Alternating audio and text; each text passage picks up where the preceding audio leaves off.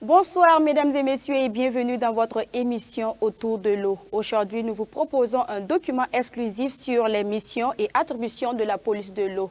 Tourné dans le Nazinon, nous avons été au plus près des responsables de cette entité étatique dans la région.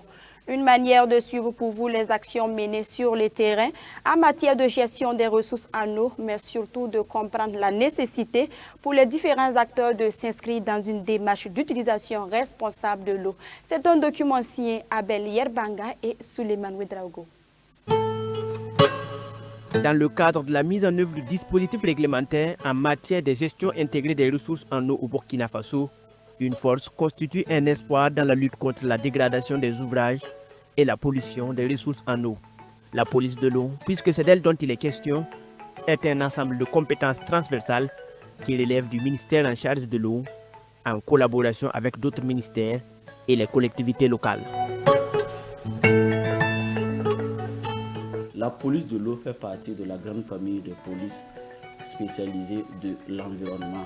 Il existe 19 polices spécialisées de l'environnement, dont la police de l'eau. Le rôle régalien de la police de l'eau, c'est de préserver l'intégrité physique des ressources en eau, le respect de la réglementation en lien avec la protection, garantie de la qualité de l'eau et la protection des infrastructures hydrauliques de manière globale. Corps constitué qui combine les missions de police administrative et de police judiciaire, la police de l'eau se veut une compétence nationale de coordination des actions entreprises par les agents de la gendarmerie, de la police nationale, de la police municipale et d'autres agents, tous ayant des compétences en matière de protection des ressources en eau.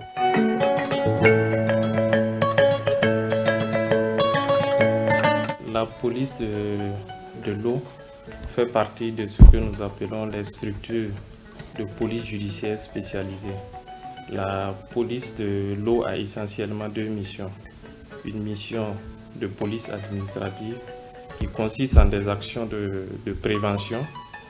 Et le second volet de leur mission, c'est des missions de police judiciaire et qui destinées à la constatation des infractions, au rassemblement des preuves et à la recherche des auteurs. C'est une structure avec laquelle nous sommes amenés à interagir dans le cadre justement de la répression des infractions qui sont constatées, puisque in fine, nous sommes chargés de mettre en œuvre l'action publique, c'est-à-dire de poursuivre les contrevenants devant la juridiction de notre ressort. Il arrive que certains usagers n'arrivent pas à suivre la réglementation au même rythme que les autres. Voilà. Pour cette année, plusieurs unités ont fait l'objet d'une suspension temporaire parce qu'ils ne respectaient pas la réglementation. Donc c'est des actions qui sont coordonnées, en tout cas et suivies par les acteurs de la justice pour permettre à ce que les gens puissent respecter la réglementation. Alors que des infractions se constatent dans la région du Nazinon selon une récente enquête de la direction régionale de la police de l'eau, prenons un jour. Entre un lever de soleil et son coucher, nous suivrons une équipe terrain de la police de l'eau du Nazinon, une sortie terrain qui nous permettra de savoir comment la région, par ricochet le pays tout entier, redéfinit ses priorités en matière d'utilisation des ressources en eau et des écosystèmes associés. Durant cette année 2025, déjà à mi-parcours, la police de l'eau a déjà contrôlé plus de 40 unités de production d'eau préemballée. Et parmi ces 40 unités de production d'eau préemballée, les résultats sont très probants, car l'ensemble de ces unités d'eau préemballée respectent les normes en matière de la potabilité des ressources en eau. Et ces unités ont des protocoles de collaboration avec des laboratoires pour garantir la qualité des ressources en eau. Également, ces unités respectent l'ensemble des documentations qu'ils doivent avoir pour pouvoir commercialiser aisément la ressource en eau dans la région. À Manga, chef-lieu de la région du Nazinon, des cas de manquement à la réglementation persistent. Autant au niveau des postes d'eau autonomes que sur certains points de commerce, le respect des règles d'hygiène sont parfois négligés. La réglementation qui régit le fonctionnement des yotas d'eau prévoit la réalisation d'un certain nombre d'infrastructures d'hygiène. Il s'agit de la pose de pavés pour assainir le cadre, mais aussi la réalisation de puits perdus pour éviter les ruissellements hasardeux. Mais là, le constat est tout autre. Nous l'avons instruit de réaliser des poses de pavés et de réaliser un puits perdu pour canaliser l'ensemble des eaux qui ruissellent pour que, en tout cas, le site soit un peu hygiénique.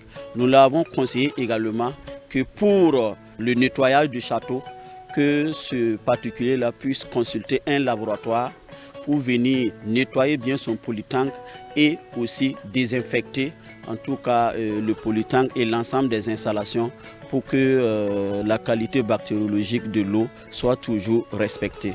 Les promoteurs disposent pour la plupart d'une autorisation d'implantation de ces postes d'eau. Cependant, le non-respect des réglementations d'hygiène font d'eux des contrevenants. Il y a une sensibilisation de base qui a été faite pour que ces particuliers qui réalisent des forages puissent travailler à respecter les normes de potabilité en effectuant les analyses physico-chimiques régulièrement. Nous avons déjà pu travailler à régulariser plus de 400 forages qui étaient réalisés sans autorisation.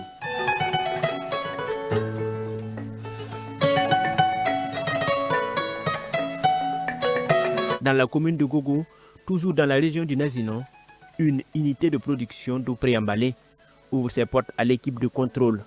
Deuxième immersion du genre, le constat fait état d'une nette régularisation de la situation.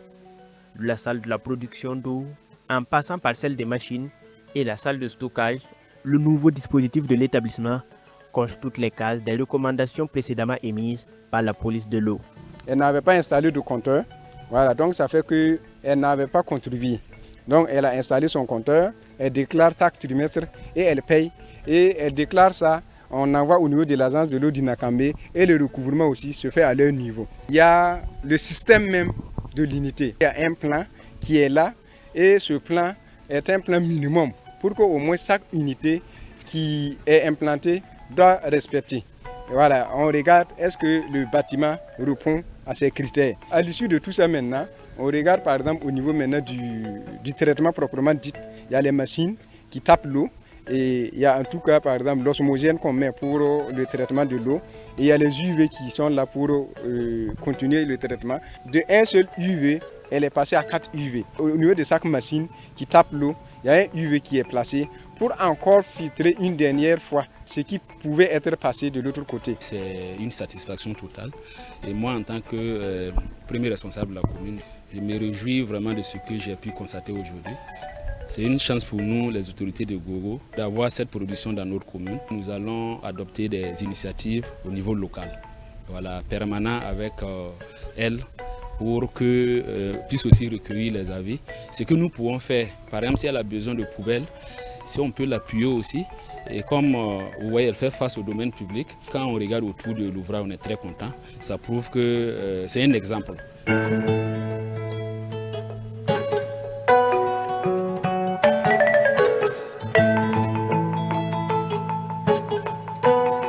Considérée comme étant une des dernières réalisations en matière de recyclage d'eau dans la région, l'unité de production d'eau minérale ATA contribue à l'amélioration de l'accès à l'eau potable depuis 2023. Sa promotrice dit être en faveur de la promotion d'une hygiène publique au profit des collectivités et s'engage dans une dynamique de mise en œuvre continue des recommandations qui régissent le fonctionnement légal de son unité. La promotrice de ATA, elle ne badine pas avec l'hygiène. C'est notre objectif principal parce que je peux dire que nous-mêmes on en consomme. Moi personnellement, j'en consomme.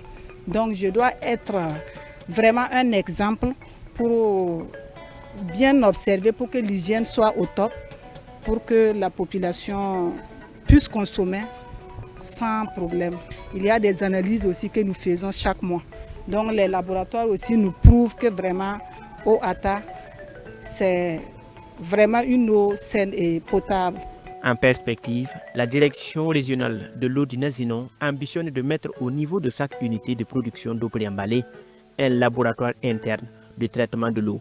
Une ambition qui traduit la volonté de cette structure déconcentrée de garantir la qualité de la ressource en eau mise à la disposition de la population.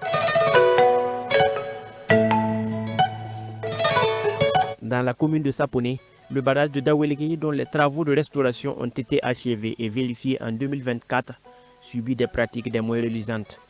Alors que la réglementation établit les zones d'exploitation à 100 mètres après ces balises, des producteurs s'étaient liés à s'implanter de manière anarchique sur le long des berges. Une zone pourtant inondable en cas de montée des eaux, comme l'indiquent ces balises, marquant la limite des plus hautes eaux. Une situation que la police de l'eau semble avoir pris en main grâce à la multiplication des actions de sensibilisation des acteurs terrains. Au niveau de la protection des eaux de surface, la police de l'eau a mené en tout cas des activités très probantes au niveau du barrage de Dawelgui à Sapone, le barrage de Bion à Nobré, et nous avons déjà pu dégager plus de 60 hectares au niveau des berges.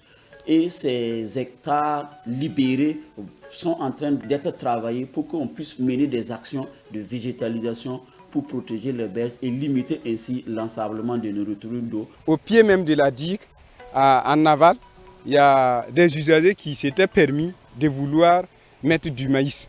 Voilà, donc ça a été des difficultés. Et nous, on est venus, on a mis fin à toutes ces pratiques-là. Et si vous voyez, vous pouvez constater qu'à partir du pied de la digue, maintenant, en allant jusqu'à la fin de la digue, et tout est libéré. La police de l'eau est une structure née de la volonté de l'État burkinabé de coordonner les actions de protection des ressources en eau et leur gestion durable. Elle veille à l'application des réglementations sur la qualité et la quantité des ressources en eau, contrôle les rejets polluants, protège les cours d'eau et les zones humides. Ces missions incluent également l'instruction des demandes d'autorisation, le contrôle des installations et activités, mais aussi la répression des infractions. Des actions concrètes du terrain au titre desquelles il faut compter la réalisation de 37 unités d'ensageage d'eau, des actions de sensibilisation au profit des promoteurs des établissements contrôlés, mais aussi le recrutement de 18 agents assermentés de la police de l'eau. Toutes ces actions comptant pour la direction régionale de l'eau du Nazino concourent ainsi à contribuer à la promotion de la santé publique et à la préservation des écosystèmes aquatiques.